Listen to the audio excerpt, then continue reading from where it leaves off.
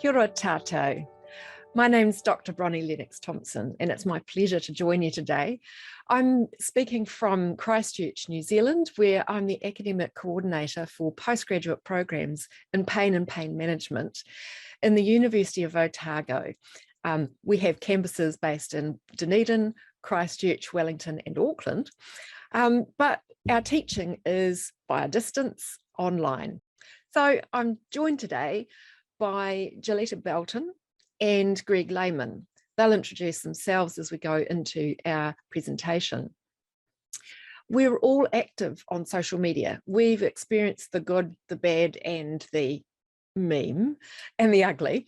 And we want to talk to you about how we might use social media, or how social media is used in and by people who live with pain, their clinicians, academics, and others. The way that we've broken down this presentation is I'll present some academic work, just a summary of some of the research that illustrates how powerful social media can be used, or can be when it's used.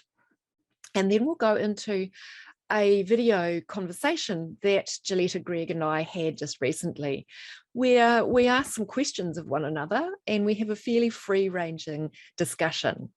I hope that you'll enjoy this presentation and look forward to questions at the end. Social media, the good, the bad, and the meme. Social media is everywhere, and some of us find it a little unfamiliar or not entirely comfortable. But one does not simply ignore social media. Let's define social media.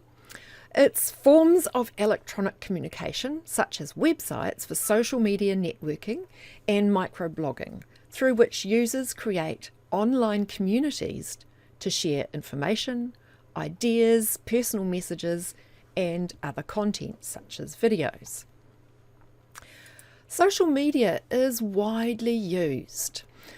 In this survey, RED 2021, and it was looking at active social media users as a percentage of the total population. You'll see that UAE gets the highest score. Canada reaches 84.9% of us. New Zealand, 82%, perhaps that was over summer when we're out there enjoying ourselves, and Australia, 79.9%. If we look at who, we can see that across the ages from 15 right up to 49, which, believe me, is not old, we have a huge penetration of the market. Even in groups that are older, from 50 years up to 64, 63% of Canadians were found to regularly use social media. In fact, when we look at the leading platforms, so these are the applications that people use, there are 36.2 million Facebook users in Canada. So it owns 70% of the population of Canada. 12.6 million Instagram users, 7.6 Twitter users, and Pinterest that has a 14.64%. Social media comes in very many different forms, including Facebook, Twitter, LinkedIn, YouTube, StumbleUpon, Pinterest, Reddit, and so on. There are many different forms, and each one has a slightly different slice in terms of how the media is used and what people use it for. These different media appeal to different age groups, different demographics, and are used for different purposes. Now, I'm not a digital native, but I was blogging well before it was cool. Actually, I think blogging might no longer be cool, but in 2007, I started writing my blog, Health Skills. I started in 2007, carried on right through till 2021, and just recently I reached 1.9 million hits, which is a fairly significant number of people viewing my site. How did I start? Well, I started in 2007 after I sustained what was called a mild TBI. I got post-concussion syndrome, and that lasted for a good 24 months. During that time, I had trouble with word finding and the ability to paraphrase. And as I had just enrolled for my PhD, this was a large problem. However, I knew, based on my clinical experience, that there were topics that I knew about that I thought clinicians needed to understand. And because of my self-declared geekiness, I could access and translate research papers so they could become more widely available. And my driving purpose then and now is to make this information that's available in journals freely accessible, to make it digestible, and to support people towards evidence-based practice. It's knowledge translation by any other name. It also acts as my soapbox or my commentary. And what it has resulted in over this time are global networks with clinicians, researchers, and people with pain. As people navigate my site, have a look at what's there, interact with me, and have discussions. Some of the things that I find as good about social media, and particularly from my blogging experience, is that it offers democratized participation. In other words, provided you have internet, computer, and reasonable literacy, anyone, anywhere can participate. For me, it allows information out from behind these journal paywalls where hard-earned research findings are often held. And what I also find is that readers interact directly with authors and with other readers, creating a two-way conversation. I can reach a specific audience, both one way, when I put information out, and two way. And I can look at my analytics to establish who is actually looking at my blog. And over time, I've found that it becomes a community of people who are interested in similar things, perhaps as we develop a process of knowledge construction, where different perspectives are able to be shared and then pulled together to arrive at a mutual understanding. Blogging by people with chronic pain is quite popular and very common. There's virtual support through blogging. As people write about themselves and their experiences, they are able to receive commentary, conversations from other people in a similar situation. And in this study by 𝐒𝐂𝐂𝐂𝐂𝐂, Crawford and Strong from 2018, the study analysed the sorts of content that people were sharing in online blogging by people with pain, giving us an insight into the lived experience of people who have pain, the kinds of people that very often clinicians are trying to help. Support seems to develop via this virtual community between the bloggers and the receivers, giving and receiving comments. These authors identified what they describe as a virtual online support sequence of writing about an experience. A person has an experience, blogs about it, other people relate to that experience, they exchange support, and consequently both parties appear to benefit through reducing that sense of isolation that's so often reported by people with persistent pain. Interestingly, people in this study were recounting their everyday experiences related to pain. Things like getting up and getting dressed, seeing health professionals, having trouble sleeping. In other words, blogging for these participants counters that sense of I'm on my own and it allows for information sharing between peers. Bloggers in this study were also able to raise awareness amongst family, saying things often that they wouldn't say face to face, but also in the public in general. And they were describing that it validates their common experiences, enhancing this honest and open communication about what it is like to live with pain. But it's not only blogging. These 3 studies are looking at different forms of social media. For Facebook groups, the study was looking at using closed groups with peer leaders to support behaviour change to help people who needed to take opioids for their persistent pain to reduce opioid harms.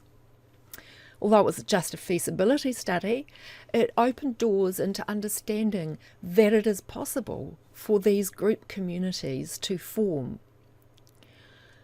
YouTube videos were assessed, looking at the videos published by adolescents who live with chronic pain, often a fairly invisible group, finding that mainly the videos focused on providing and receiving support, sharing their experiences of suffering, and revealing the impact of pain on relationships and daily life, the slice of life that we often don't see in research settings.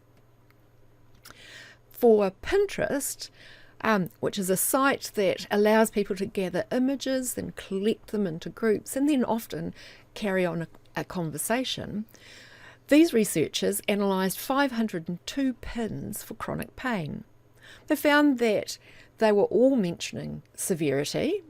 30% of those pins mentioned self-efficacy for self-care, and 50% of these referred to cues to action related to self-care, so reminders to one another to look after themselves. But wait, there's more. Twitter, in this study, looking at the use of Twitter in Ireland by Mullins, French, O'Carroll, Lane and O'Connor, found that people with pain were using Twitter to talk about headache, to talk about migraine, back pain, the use of cannabis, use the topic chronic pain, other types of pain. And although the conversations were dominated by women, which is unusual, I'm laughing here, what they found was that there are a good number of people who don't want to disclose their gender identity or are from a group, and many men as well.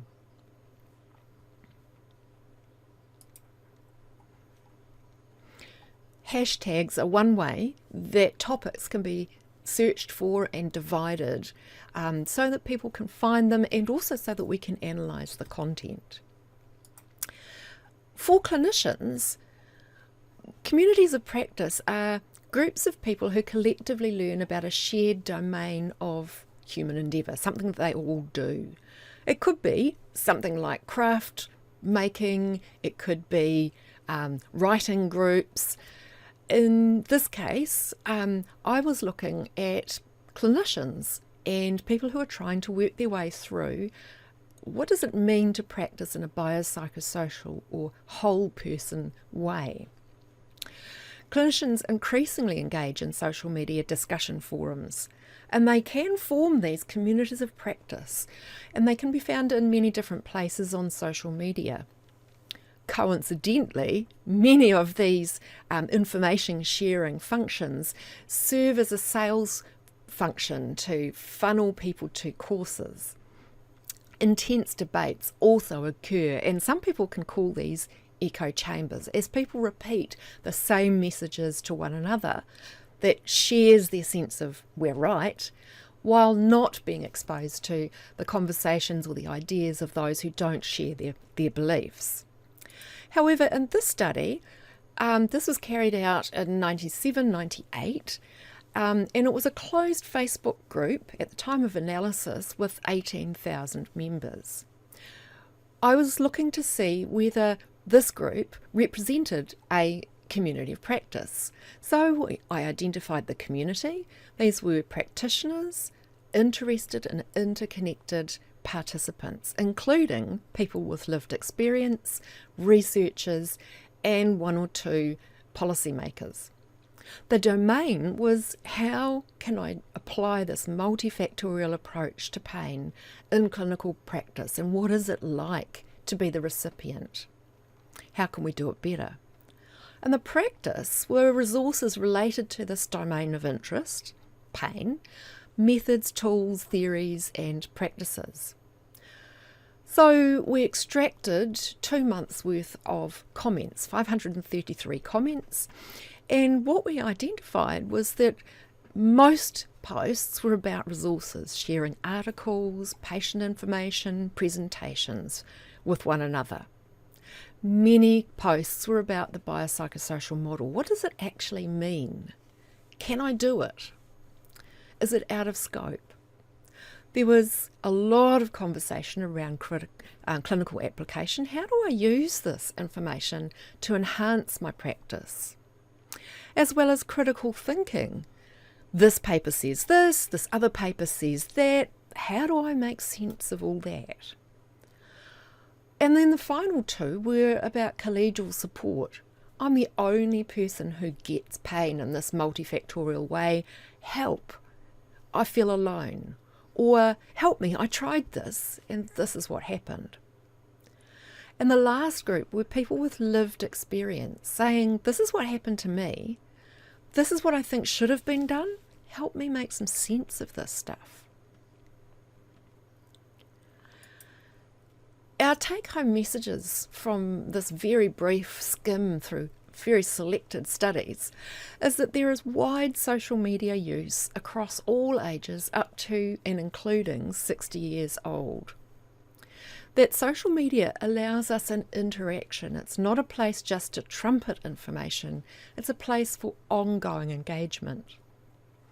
There are diverse reasons for social media engagement, ranging from I need some connection, to I need some information, to I want to share some experiences. For people living with pain, there's a sense of community, it's a place for self-expression, and often for links to resources. For researchers, it offers us an insight into the vox populi, those people who are really living with the daily experience of pain. It helps us access their voice without necessarily creating an artificial setting to do that research. Researchers also use forms of social media for disseminating their research, and we now have altimetrics as a measure of how much impact on social media our references or research have. And it allows us as researchers ongoing conversations, ongoing peer review from peers, those that are reading it, those who are consuming it, and those who are the subject of our research.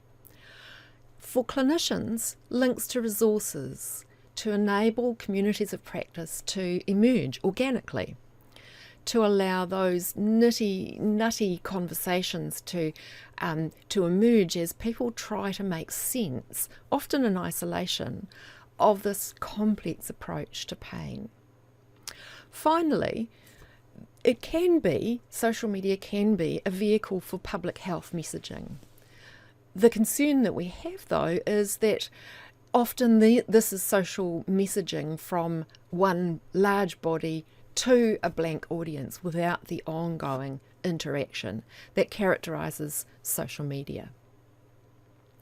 So social media allows us a view into what it is like to live with pain, to be a clinician, to be a researcher, and perhaps it's time to see if we can include policy developers so that they can also become part of this ongoing conversation as we develop ways that we can be and improve care for people with pain. Hi everyone, I'm Joletta Belton, and I am someone who lives with pain and also works as a pain patient advocate. I have a blog where I kind of got involved in the social media world or media world called 𝐒𝐂𝐂𝐑𝐈𝐁𝐄, which is where I went to kind of make sense of my experiences and also then connected with a wonderful community of people kind of through that, which I'm sure we'll get into more later. I'm also the co-chair of IASP's Global Alliance of Partners for Pain Advocacy, and I just want to put a little plug in for that as well. Wonderful. Thanks, Joe. Greg, everybody knows you. Yeah, I'm Greg Lehman. I'm a physiotherapist here in Toronto. I have a blog, greglehman.ca, and a YouTube channel, and I'm on Twitter under all of those handles as well, and I see people in pain and help them with their injuries and pain, and I also go around and teach other therapists or strength coaches or whoever wants to come about biomechanics and pain. Awesome, thank you. And I met you both through social media, years ago, and then through the San Diego Pain Summit, which to me is the way that where we met as a family and we knew each other because of social media.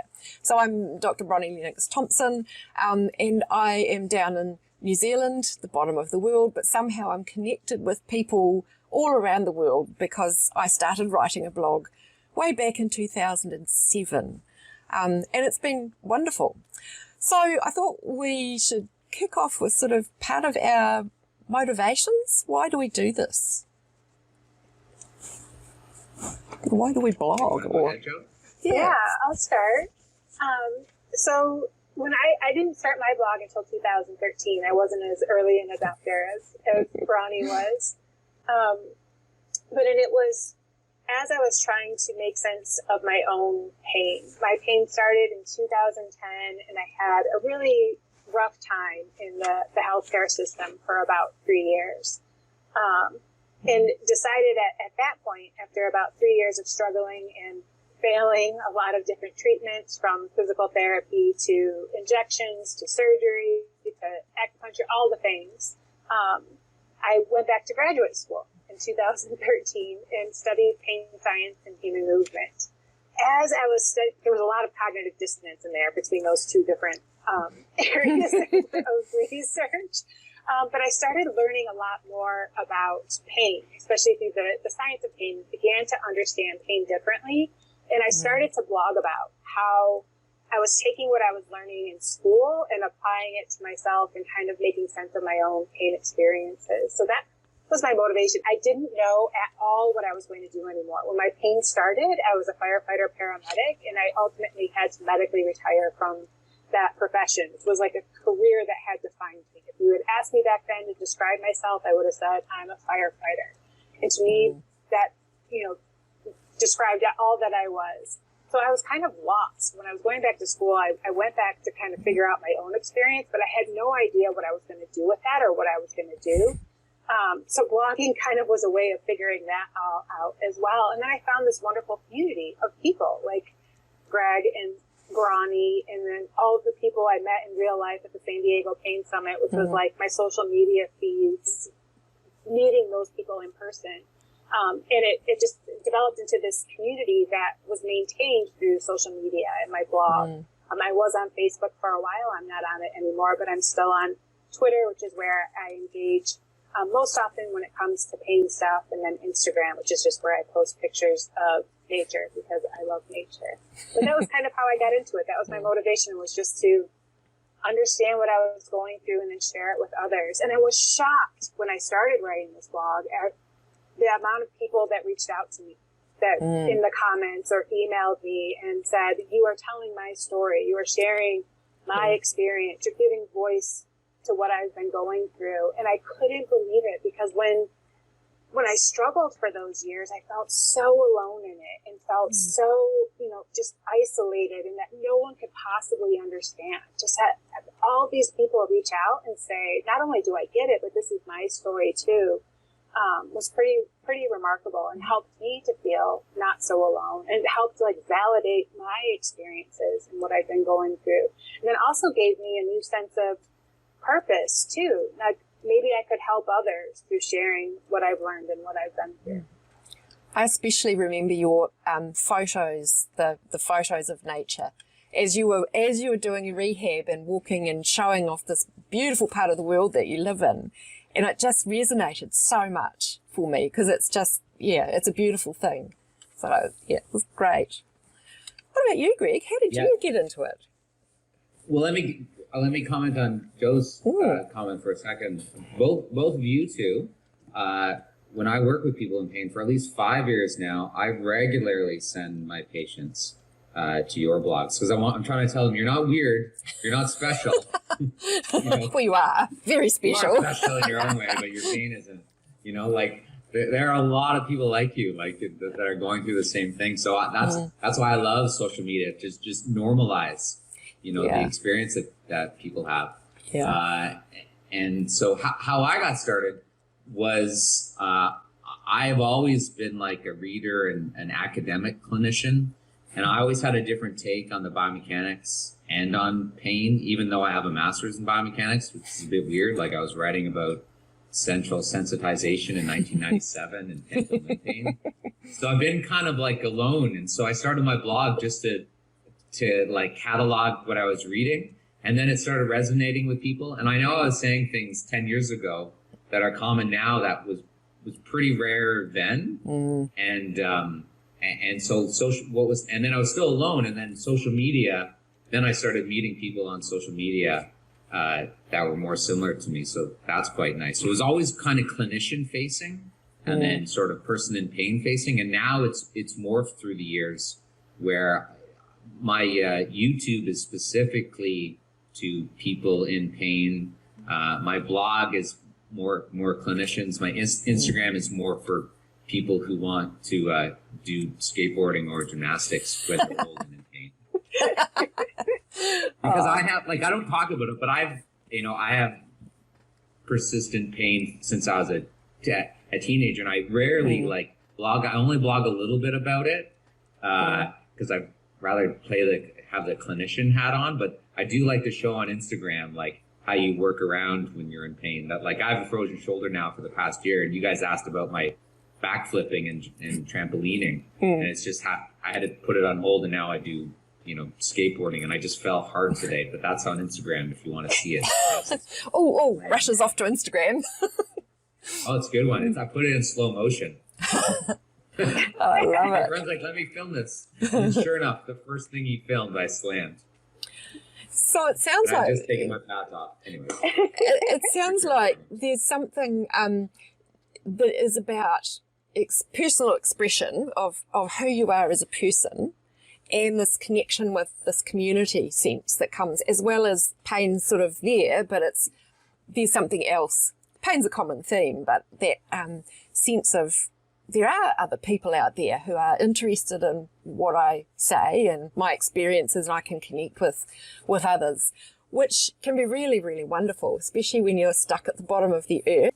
But the good things are you connect with people. What are some of the not so good things, or the things that have come up for you as you've navigated social media? Because it's not always the most wonderful place, as we know.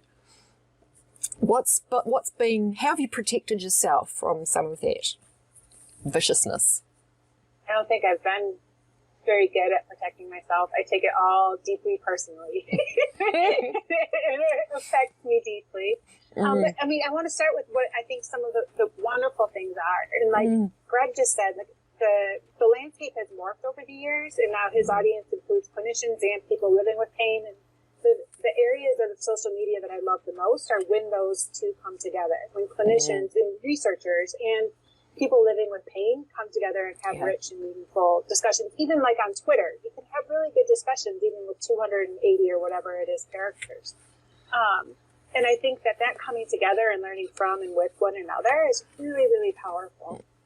That can also lead, those different kind of groups coming together can also lead to the issues that I face, which tends to be being invalidated in those spaces, that it's just my story, that it's just an anecdote, that it's just my opinion on things, and people just dismissing my life and my pain in ways that they don't know how much that affects me, because they might be coming at it through an academic lens or a different lens, and not realizing how difficult it is for people to share their experiences of pain. Like, it's hard. You're putting yourself out there, and it can be emotionally exhausting, and you're doing it in order to advance the field in some ways and to help others in even more ways. And so to have that happen, I don't know how to protect myself from that. I don't. It hurts me every time that it happens, when I'm just like, get the face, or the hand in the face kind of thing, saying like, your contribution here isn't legitimate because you're just talking about your own pain. When we know that pain is a subjective experience, like the definition of pain that most people have agreed upon, the IASD definition of pain, talks about how it's a personal and subjective and emotional experience. Yet it seems like we don't want to talk about those parts in a lot of spaces. And I think that it's important that we do, or else we're never going to come to a real understanding of pain. We're never going to get closer to the truth until we understand more of that. So I would say that's my biggest negative, is when that happens. And I don't know how to protect myself. I'm guessing sometimes you have those discussions with clinicians, and they might disagree with you. Just like it's so, I think this is so tough. I know exactly what you're saying, but then sometimes I can see why someone might want to debate with you, because it'd be like, remember Peter O'Sullivan said to people, you have to call out, things that you disagree with. So that's probably what people think that they're doing. They think that they're challenging you as if you're a research paper, or challenging you like you're the lower cross syndrome or the upper cross syndrome or bad posture. Do you know what I mean? That's what's so. Do you know what I mean? That's what's so tough about social media, because the difficulty with me is we're all very similar, the way that we view people in pain and all of these things. We don't get caught up on like tight muscles and weak cores and bad posture, but there's a massive number of clinicians and people who have recovered from pain or in pain who think that bad posture exists, and releasing a tight muscle was the thing that helped them or helped their patient. So that's the issue. So to me, that's one of the hardest, not an issue, a issue with social media, is there's so many different views, and we're battling it out on social media to get the most people to believe what we're saying. It's almost like a popularity contest, isn't it? Here, look at me, look at me. And the funny thing that I found is that as I talk about the fact that I have pain, I've had people say, well, that's, you're meant to be a clinician or a researcher or an educator, and why are you talking about yourself? As if people who are clinicians can't also be people. And I think that's one of the things I learned on social media. When I started, I didn't use my name. I tried to keep my persona separate. And over time, I've sort of thought very differently about that. So I don't have any concerns now about being who I am as a person who lives with pain, as a person who likes to do silversmithing, is crazily and madly in love with dogs, likes fishing. Oh, and by the way, I write a lot about pain, and I've got lots of opinions. Here, listen to me. For me, it's learning that I can integrate those parts of myself and present them as a unified me to the world. It's been a growth and maturing process for me. And I think it's made life much easier, not try to compartmentalize myself, and recognize that actually I am all of these things, and that's perfectly fine. And I wonder, have you guys experienced that as well? You start to reveal a little bit more of who you are, and what's the effect of that on you? So can I know Joe has, if I can jump in first, because I just want to say, like, well, again, I recommended both of you yesterday to people, and at the same time, I don't know if it's because of you or maybe like subconsciously you might have inspired. I've written a few things about my pain through the years, or the problems that I've had with stomach pain and stuff like that on my website, and now every now and then I sprinkle it into my discussions with the people I work with. Again, thinking of you two. So, sorry, Joe, I cut you off there. No, not at all. Well, and for me, like, I think I've always been kind of an open book, probably too much so in some areas. And I'm very opinionated. I'm not afraid to tell people what my opinions are. No, not us. And I think that part of that is also what leads to me taking things personally too, is because I am putting so much of myself into it. I'm not looking at it through an objective lens. I'm not just thinking about it from my lived experience of pain, but from all of the lived experiences of pain. How does this actually affect people? How does the language that we're using affect people? How is the way that we're talking about these affecting real people who are reading these things on social media or wherever they are hearing them? And I mean, I'm the person, this has been me my whole life though. I'm the person that cries like at the telephone commercials and that kind of stuff. Like things just gets to me. And so I carry that into this space as well, where, you know, I am an emotional person and get emotional about things and have always kind of shared that. But I also think that it's important, and I think that it's a myth. Like the way that you present yourself to the world, you might be able to keep things compartmentalized, like researcher self or clinician self and human self. But in reality, you can't do that. Like you're always who you are, and then the others just become facades. And it doesn't make you more objective because you're still bringing your own subjectivity to it. You're just hiding it. Where I'm open about it.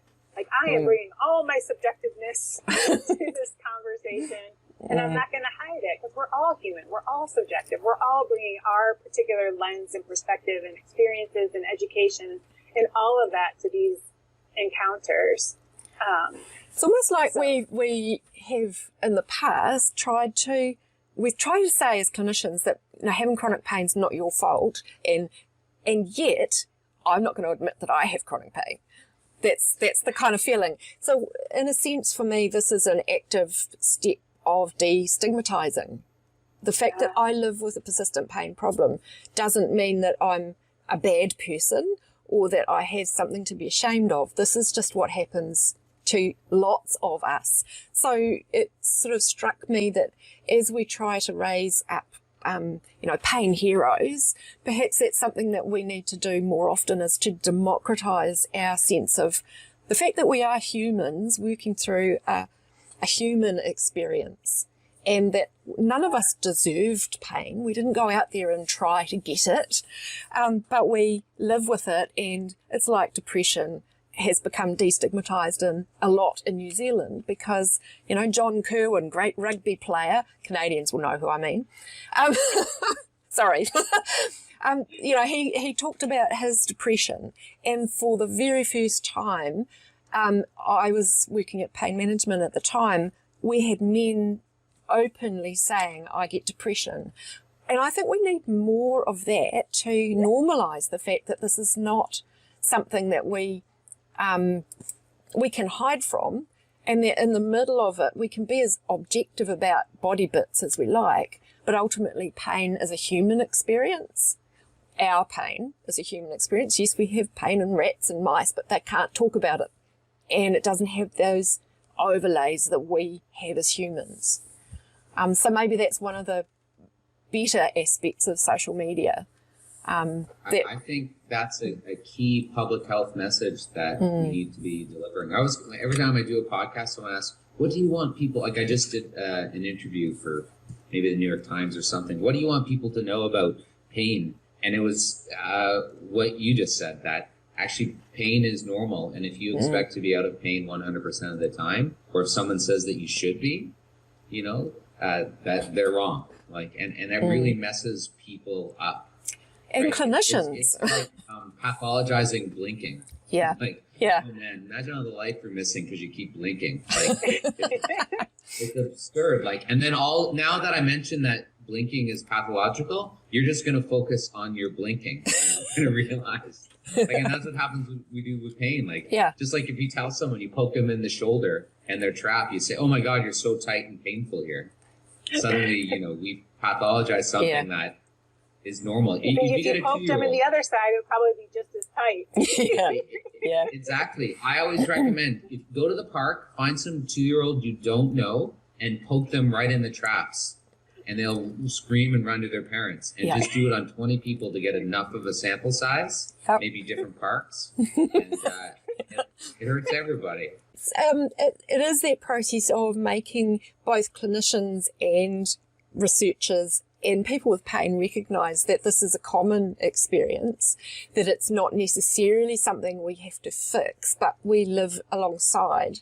I mean, it's not inevitable. We don't all have to live alongside pain. Some people have great responses. But when we make that a stigmatising experience, because as a person I violate my clinician's expectations that I should respond to this treatment, then we're doing people a great disservice. And that's unfortunately what happens. And so we hear about people being told that they catastrophise. Well, frankly, we all freak out about unknown stuff. And that's, I think that's normal. And what I read in a lot of the chronic pain blogs and tweets and things is people saying, I don't understand this thing. It's something I can't talk about with my clinicians because they're too busy or they don't care or they think that I'm just pushy. And here's a space where I can find out some stuff. And so rather than perhaps labelling people unhelpfully, perhaps this is a chance. Social media is one way that we can access the people's voice, both people living with pain and the others, and researchers and clinicians, so we can get a much better and richer understanding of what is a normal response to an abnormal, uncomfortable situation. I'm quite passionate about that. Well, it's that whole stigmatising thing just frustrates me that when we've got people, so many tweets, so many Instagram pictures and Pinterest and so many groups dedicated to pain from people living with pain. And for a lot of them, clinicians don't even go in there. They don't want to go in there because it's scary. And so there's a whole untapped area that we could, as clinicians, do such wonderful things if we were listening carefully. Can we not do that with pain management more broadly? I don't know.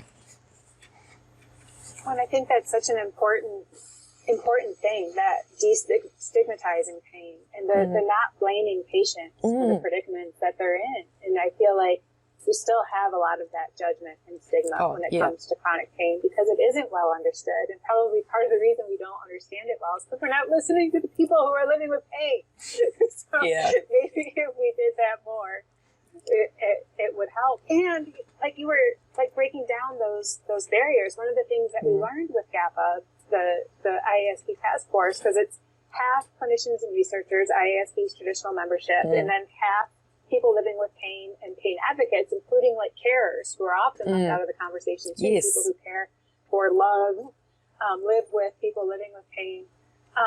And what we found is like we're all way more similar than different in terms of just our common humanity. And there's a lot of clinicians and researchers who live with pain. And there's also a lot of people living with pain who have expertise in so many different areas of either from an educational background or work experience or whatever it might be, that maybe if we focus more on those similarities and that we're all just humans trying to understand better this complex experience of pain and figure out better ways of doing it. And I think social media is a great democratizer in that. Like you can't silo your clinician. Well, I mean, I guess you can. You spend a lot of time curating your lists and who you actually see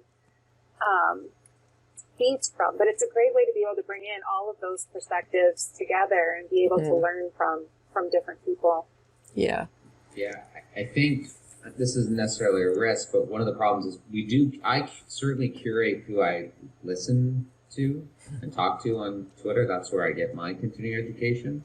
But when you go into something like Instagram, we all think that we're making a difference. And I know we have stories where people we don't even know have reached out to us and said, oh, I finally get what you've been talking about. And it actually, the penny dropped and you really helped me, even though you never talk to these people. But then if you go on Instagram and type in low back pain or neck pain, most of the messaging that you're seeing is would be probably the stuff that, Joletta, that you hated, 10 years ago when you had all of your hip issues. It's that messaging, and that messaging is dominating. So everyone asked me, do you think things are better now? And I'm like, it is in my echo chamber, but I'm not sure if it is in the broader world. And I don't even that's what you guys are afraid of, some people are afraid of engaging with patients in pain out there. I'm actually afraid of engaging with some of the clinicians or personal trainers out there that I see. Yep. I'll never, that's that meme of, I can't go to sleep, honey. Someone's wrong on the internet. Yeah. And I'm typing furiously away. That's what I don't know what to do anymore. I had spent 20 years debunking myths, and I'm tired of it. And and we're still doing it.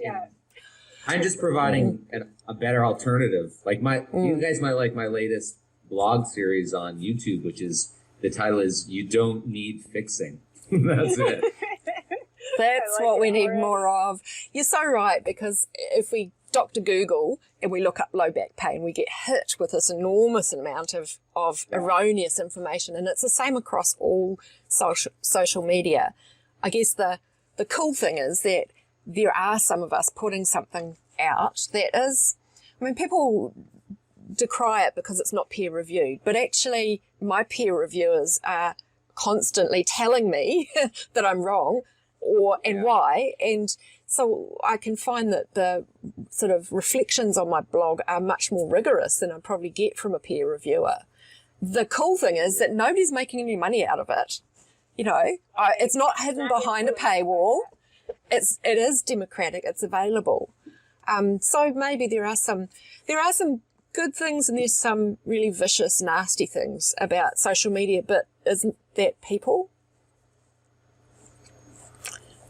People are like this. Yeah, it is. It is like people. Yeah. And I think that idea of the echo chamber is one that's really important, because we do get into echo chambers on social media. And then when I go out into the real world and I meet someone new who's living with pain, who just had their 3rd back surgery, I realize how much my echo chamber is different than what's actually happening in the real world. And I think that says we need more. Yeah. We need more researchers and clinicians that are spreading good messages out there to provide those alternatives, like Greg was saying. Yeah. When they do go on Dr. Google, that other options come up that might have more accurate information to share, rather than all the bunk.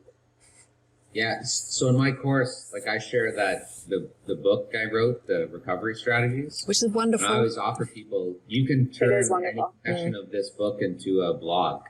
And that's the theory. Let's paper the first 2 pages of Google with better messaging about picking something up from the floor, or sitting in a chair. Yeah. Wouldn't that be? It's not the new smoking. For the record. Sitting's fine. I do lots of it.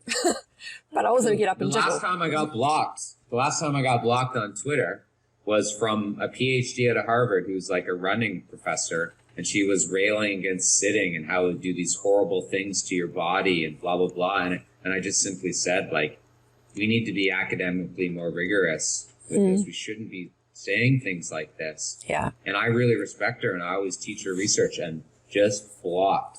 So I couldn't even have an academic discussion with things like that. So it's funny. She's someone but this is what's so tough with social media.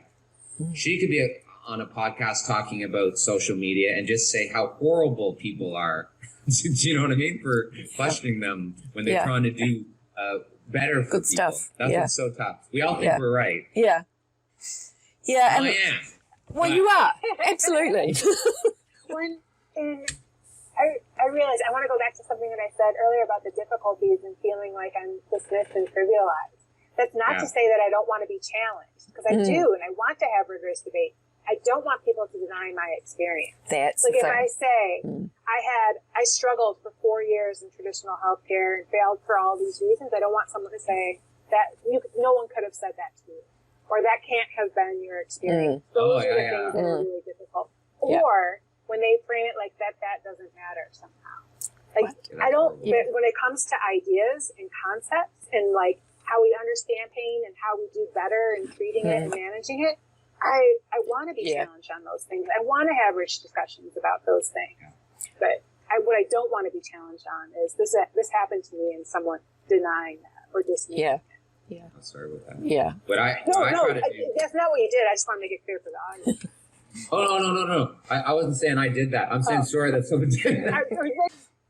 What I try to do in the echo chamber, and probably, I only debate with people I respect. And I will often, if they hold a view, it's probably similar to mine, and I want to stress test it by challenging them. And I don't know if people always realize that. I'm like, no, like, you're not saying anything I don't already know. Of course, then that sounds really arrogant. But I'm like saying, I want to engage with you because you're similar to me. And I want to like make sure why do I know what I know? Like, that's how I like to use social media as well. It can help sharpen what you think.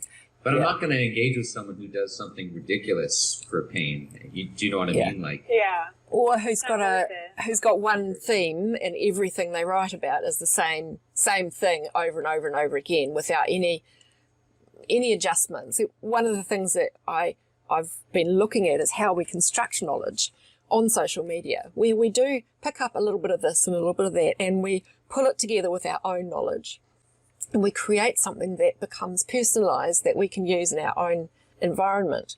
But there are some social media commentators who just won't, who aren't prepared to shift at all in their perspective, who won't concede that actually you've got a point there.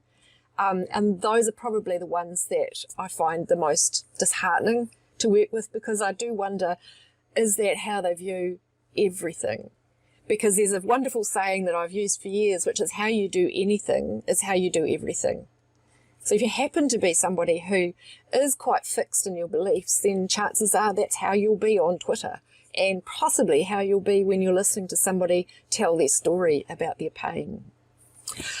I'm just aware of our time and probably need to wrap up. Is there one sort of thing that you'd like to leave people with when, looking at how to use social media responsibly?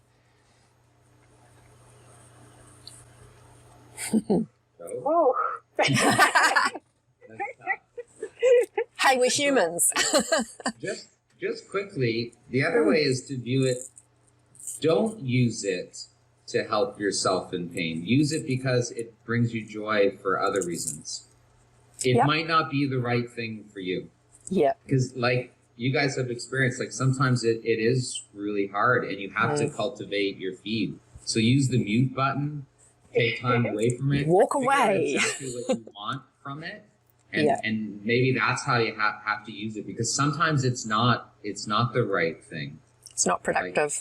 And there's, you can use different social media platforms for different things. Like Bronnie, I know you and I both use Instagram more for personal stuff. Like these are my personal interests and things that I enjoy. And I don't talk about pain at all on Instagram, or very rarely. I do sometimes, but it's more in how nature has helped me, or nature photography has helped me with pain. Or craft beer or gin for me. We do need to curate our echo chambers too if we're going to be on there. So I don't think echo chambers are necessarily bad, especially if you have someone in your chamber like Greg who is willing to challenge you even when he agrees with you. And I think that's a good thing. I'm not saying that in a bad way. It's a good thing because we should question why we know what we know, or how we know what we know. And what is what we know based on something solid? Is that foundation something that can be tested and challenged? Because a lot of times it's not. Like, we don't even know how we know some of the things that we know. But we feel like we know. I hope that I'm saying all that right. It's a lot of no's. But one of the things that I love most about social media, and particularly Twitter, are all the other pain advocates that I have connected with out there, who are sharing their stories and advocating for a more, humanistic and compassionate approach to pain care. And I just absolutely love and adore them and appreciate so much that they're putting themselves out there and sharing their stories, and allowing us all to come together in this virtual space to support and learn from and encourage one another. it's such a wonderful thing to be able to have that, especially I live in Lowell, Colorado. So it's a small town, and social media expands my world quite a bit. Yeah, absolutely. Was there something from you, Greg? No, I would cultivate and take time off, and don't go on Facebook. I live on Facebook. Brownie lives on Facebook. I know. I got off. Like, I use Instagram as more broadcasting, which I don't mind. Both. That's what I like to broadcast, and I like to receive on Instagram. And Twitter is more for discussions, because it's really easy to back out and people don't get too long-winded. And then I don't know, Facebook is so my dad knows what I'm doing with my life. Like, that's sort of the old people are, and I'm old, so the really old people. I'm not old. Just maturing. Well, no, I'm not even that. I don't know, whatever you call it. As Bo, my partner, says, you might be getting older, but it beats the alternative. So true. For me, I think the thing for me to remember is it's like the serenity prayer. You decide what you want to take from it. You decide what you're going to leave, and you hope you've got some kind of wisdom to work out which is which. And that's what I've had to learn, is how to step away. Yeah, like at 3 o'clock in the morning, somebody's wrong. I'm going to have to fix it right now. I'll write a 10-page novel. I've written goddamn blogs within an hour after issues on Twitter and Facebook. Yeah. And they're awesome. In my head, they're awesome. But yeah, I think that overall, if we are responsible and use these media for what they're worth, and it's not black and white. It's about selecting what works for you. But I think for people with pain, it gives free information. How do we choose the quality? I don't know. But maybe that's not our job. Maybe that's something that people with pain need to work out. And for us as clinicians, let's do some listening and a little less judging, perhaps. And, the group that I'd really like to see represented are policymakers, because currently they're invisible and we don't see them, and they're the ones who are making it difficult for us to do really good pain care. That's the problem. So perhaps we need to engage with them. Yeah. They get shit on online, any politician. I would not be online if I was a politician. People have no filters. Absolutely none. My garbage wasn't picked up today. Your children should die. You know what I mean? Like, it's so bad. I would a city councillor. I'm thinking more of those ones that create policy around how are we going to deliver pain management, and they're not engaged. They don't listen to what people on the ground are saying. And they're not even really listening to clinicians or researchers. They're kind of dreaming stuff up. And I'd like to encourage them to maybe just take a little dip in and listen. Don't even have to contribute. You can just listen to the issues that we're saying. Yeah. That would certainly be a good position. Yeah. So you're just a knowledge acquisition, like you acquire knowledge. You're a librarian. I was going to say a knowledge acquisitioner. Is that a word? Knowledge hoarder. I know what you mean. I'm a hoarder. That's why you can't see the background. Okay, well, I'm going to stop the recording, but thank you so much, guys, for joining in this. I'm sure the people that listen to our conversation will laugh a bit, but also hopefully learn some stuff about our experiences and draw from that to think about what how they might relate to social media. Certainly I've had some of the best conversations ever with people that I've met that I've never met, which is wonderful. Yeah. Thanks. Just to follow on from the previous presentation where we had our long conversations, I wanted to explore a phenomenon that's visible on social media. And this is are you people talking about me? It is a social media hashtag that was particularly prominent sort of fall of 2018, where one social media videographer on YouTube talked about her experiences obtaining a diagnosis. Her experience was that she was eventually diagnosed with Ehlers-Danlos syndrome and POTS. It took her 8 years to get diagnosed, and she wanted to say at the end of it what an awful experience she had. And so she finished her video with "Doctors are dickheads." And that hashtag took off. It went viral, as they say. And it went viral, as she points out, because of patients where the ratio of negative to positive experiences is more like 5:1 to 30:1. It's not one doctor, one healthcare professional having one bad day. It's consistent. And others on social media space took to it, recounting an enormous amount of trouble that they'd experienced in trying to, first of all, get a diagnosis, be taken seriously, and then to be heard in terms of what they really wanted as far as their treatment, what their priorities were, and the difficulties that they were experiencing as a result of their ill health. So there were around 40,000 posts that described this negative healthcare experience on Twitter. And the paper that arose from it, there's probably more than one, but this particular paper analysed 5.67% of those tweets, so around 500 of those tweets. They wanted to do so because this whole hashtag created such a negative experience from both perspectives, both aggrieved patients saying, this is my experience, through to health professionals saying, but that's not what I do. And it was quite challenging. There were about half of the tweets were from people with ill health or their advocates. About a third were from non-healthcare individuals or others who weren't able to be identified.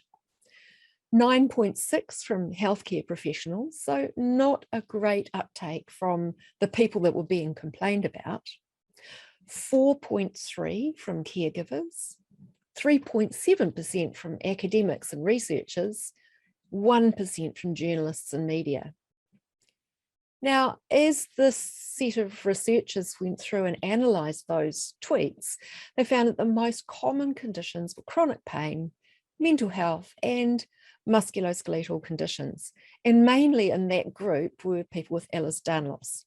So apparently these are rare conditions or challenging conditions, particularly EDS, which is reasonably rare. And we would all agree that chronic pain and mental health, especially combined, are challenging, difficult to manage. These authors analysed three themes throughout the tweets. The first theme was really around disbelief from healthcare professionals in the person's own experience or the knowledge that they held, and how this contributed to harm. Mainly it was in delayed diagnosis, but it did include some adverse events from being treated for the wrong thing, being sent away without any treatment at all. The second major theme that came through was this power inequity between people seeking help and those providing that help.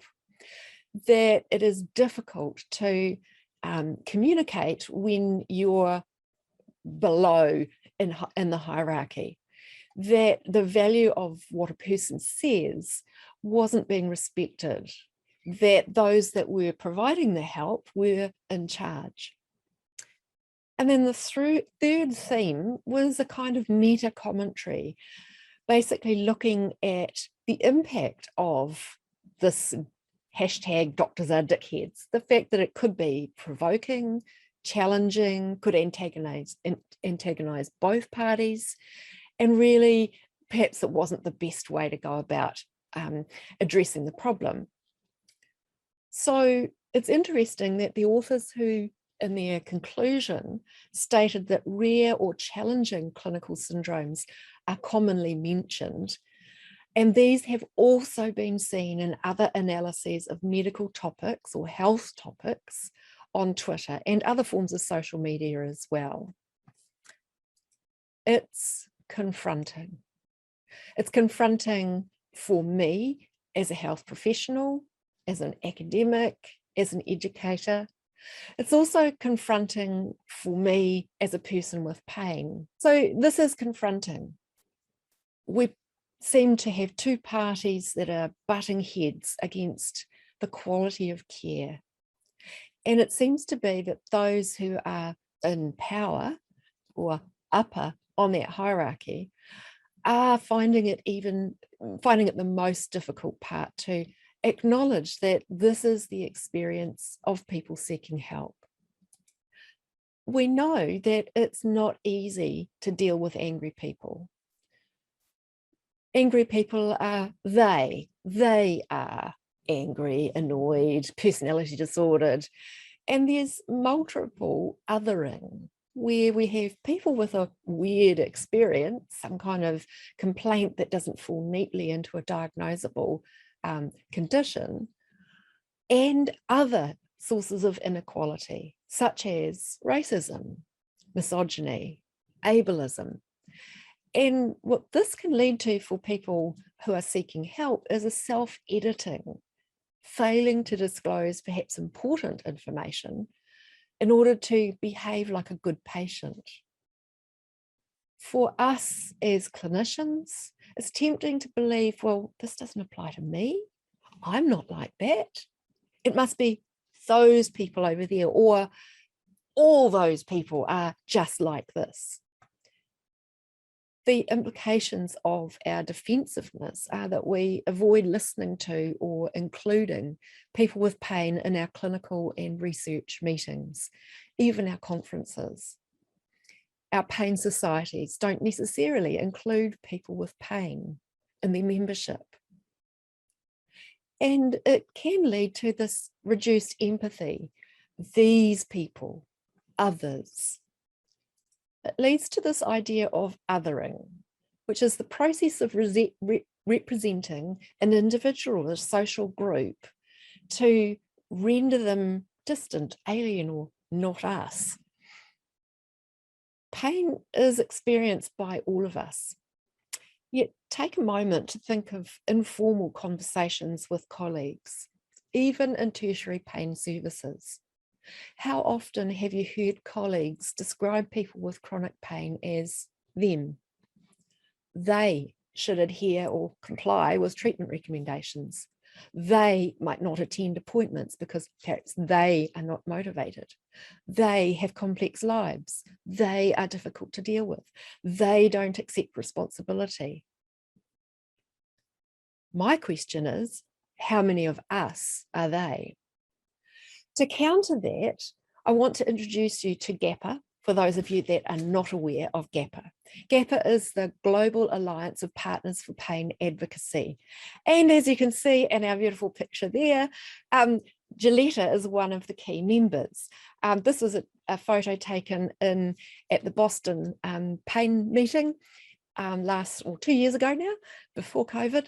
And it's a wonderful meeting of people who have met via social media for the first time in person, who are all passionate advocates to ensure that people with pain have a voice, are represented equally in all our decision making around pain and pain management. The mission and vision of GAPA is together we help those living with pain not just live, but live well, to improve the lives of people affected by pain through effective and equitable integration of lived experience of people living with pain into all aspects of pain research, management, education, and advocacy around the world for all people. GAPA's mission is to bring together patient advocates, patient organisations, scientists, clinicians, healthcare providers, and policymakers to ensure that there are better outcomes for people in terms of how aware the general public and clinicians are of understanding of pain, of the research that's available to ensure that people with pain have a voice in prioritising what is investigated. In teaching, so that the voice of people with pain is woven all throughout our teaching. In assessment and in management pain throughout the world. I know that Joletta is a passionate advocate, and I'm hoping that she's enthused you and excited you to perhaps look at how you might advocate for people with pain to join the conversation as equal partners. Because as pain is a subjective experience, it's only my experience of my pain that I know. Everything else is secondhand, either through words or watching. I can't experience it. So I encourage you to read up and perhaps have a look at the IASP webpage to have a look at more of what GAPA does and to join in our approach to try and increase and enhance the lives of people who live with pain. Thank you. Well, welcome back. What an incredible presentation. I'm really excited to have both Joletta and Bronnie here to answer some of your questions. So make sure if you have questions, you send them to questions@painab.ca. Again, that's questions@painab.ca. You can email them in and we're happy to work with you to get through those questions directly. We have some excellent questions coming in. And really excited to take a look at them. So again, Bronnie is coming to us all the way from New Zealand. It is 4:30 in the morning. Amazing that she's up and bright-eyed. And we're all wondering, is she going to make it? Greg is in Iceland traveling, so he's not able to make it. But how cool would it have been to have someone from Iceland and someone from New Zealand while we were trying to do this? And I'm sure it's probably 4:30 in the afternoon there, and he's running around. So sorry, it's question, not questions, question, QUESTION @painab.ca.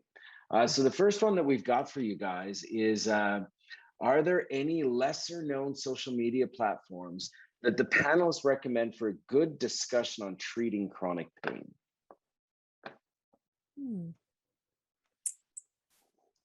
Hi, Joe. I was gonna, I don't know any. I only really know the big ones, the Facebook, Twitter, YouTube, TikTok. We were just talking about TikTok before coming on here. It's not one that many of us have ventured onto yet, I think, in the pain space, other than Cheryl, who I think might be speaking later. But I don't know any of the lesser known ones. I know I have a lot of discussions with individuals through things like WhatsApp, especially like globally. A lot of the conversations take place on WhatsApp, but that's not really social media because it's an invited group where people are invited to that group. But I don't know any lesser known ones. Do you, Bronnie? No, I mean LinkedIn, but the conversations are of a different nature. But otherwise, no, I live on Facebook. Everybody knows I live on Facebook and Instagram, which is, my dog, and but a little bit of Twitter for me, but that's really it now, apart from blogging. And blogging, although it is social media, but it's not quite as immediate as those other ones. But it's still for me, it's been a really good avenue. I don't know. Awesome. I don't know of any other ones. I also don't have a clue, but I'm certainly not the expert here. And as we were discussing just before we came on, my experience with Twitter has not been fantastic. So I do have a curiosity of what the question coming in, and I think it's a good one. What do you think the best platform is for meaningful debate? I find debate does require some acknowledgement of nuance, context that can be lost in short social media exchanges.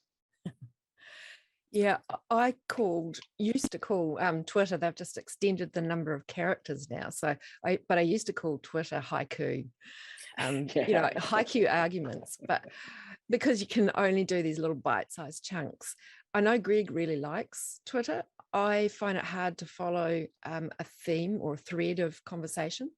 So I personally prefer Facebook because you can have a longer discussion and there can be multiple participants in that conversation. But I think Instagram tends to lend itself to briefer exchanges. Having said that, I've just been looking at some longer exchanges on Instagram. So nuance is always left out when we're using either written exchange or we can't see people. So I think we will always risk losing that, but then we risked losing that in writing letters to the editor as well. And we've done that for centuries. So it's partly what happens when we're not sitting right in front of each other, looking at each other. Anything you'd add to that, Joletta? No, I think that the different platforms, like Brownie was saying, in terms of length, Facebook, you can definitely speak longer. I actually prefer Twitter because it helps me to be more concise in what I'm saying and in my arguments, because I tend to be very verbose.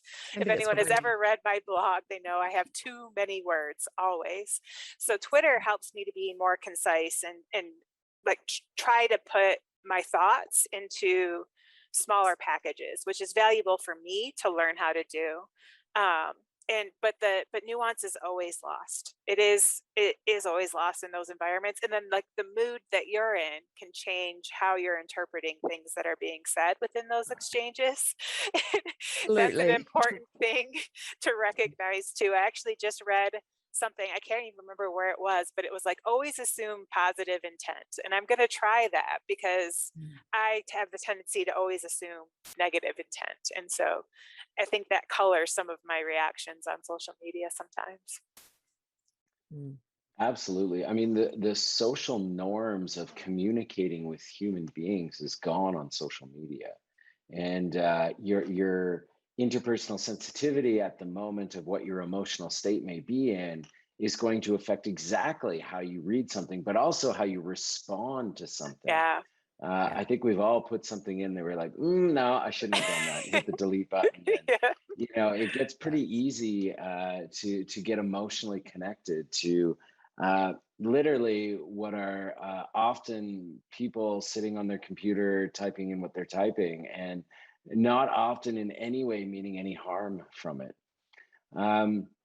The next question, what are your thoughts about the security of health information, and how do we manage that security and the risks when sharing info online?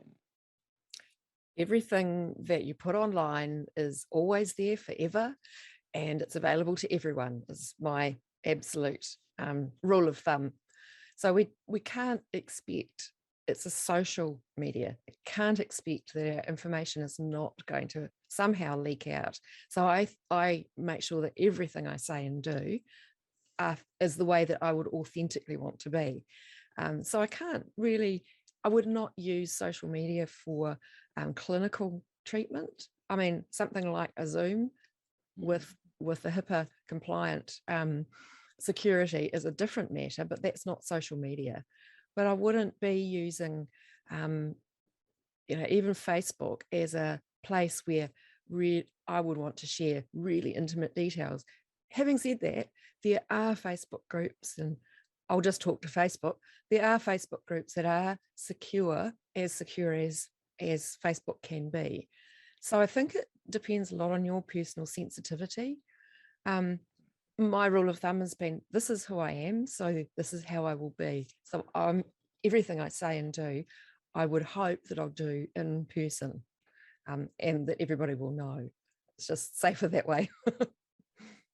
Yeah, I think that's really important to remember when you're posting stuff about your own personal health issues, that everything is going to be out there forever and anyone could potentially read it.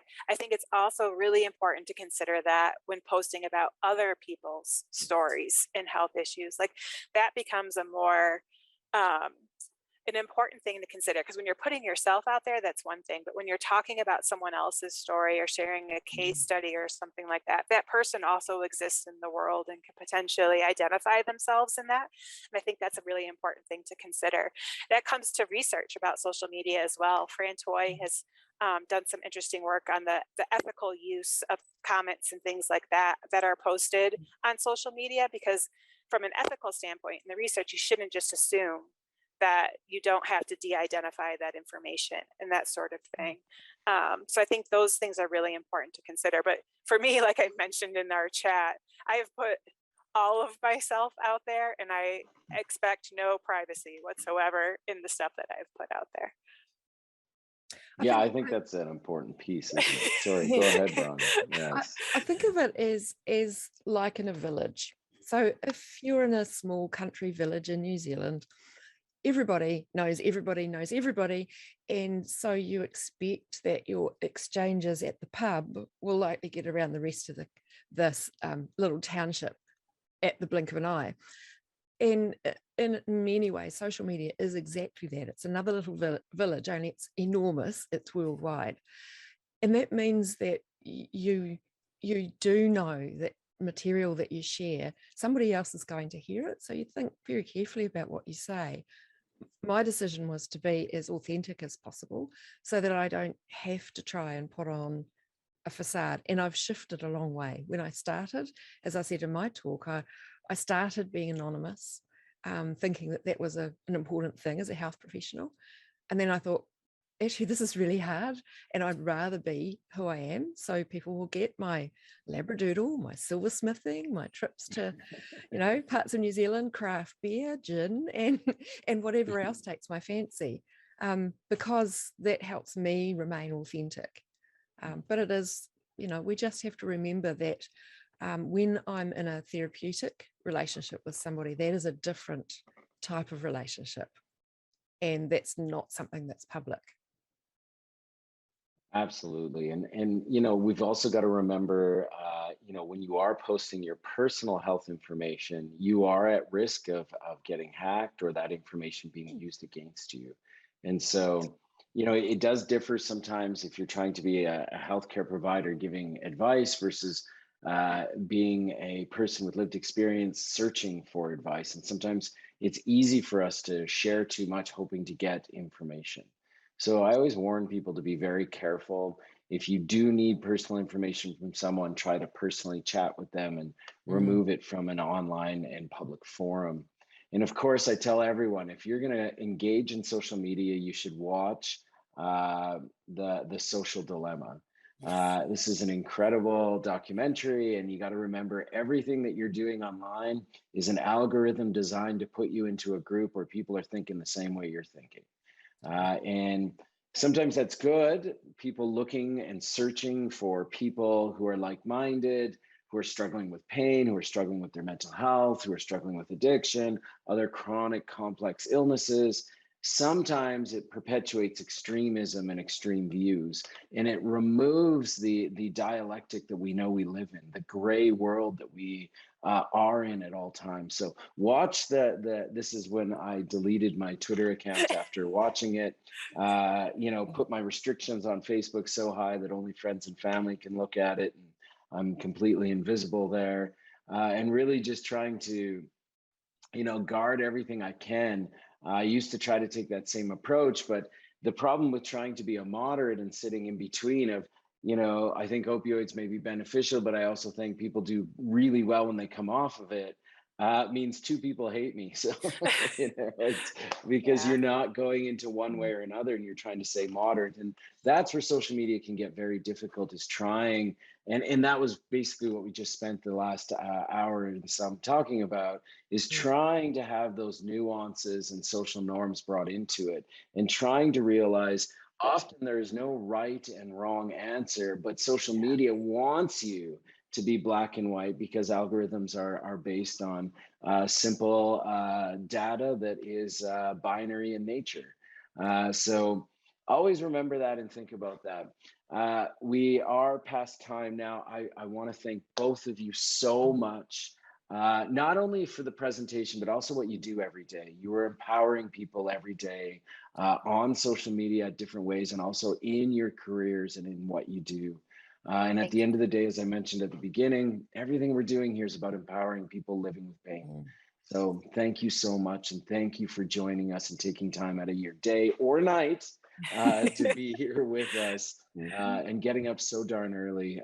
We really appreciate it. And we really hope that at the end of the day, this presentation can change a few people and how they look at things. And that's what matters. Thank you. Thanks, guys.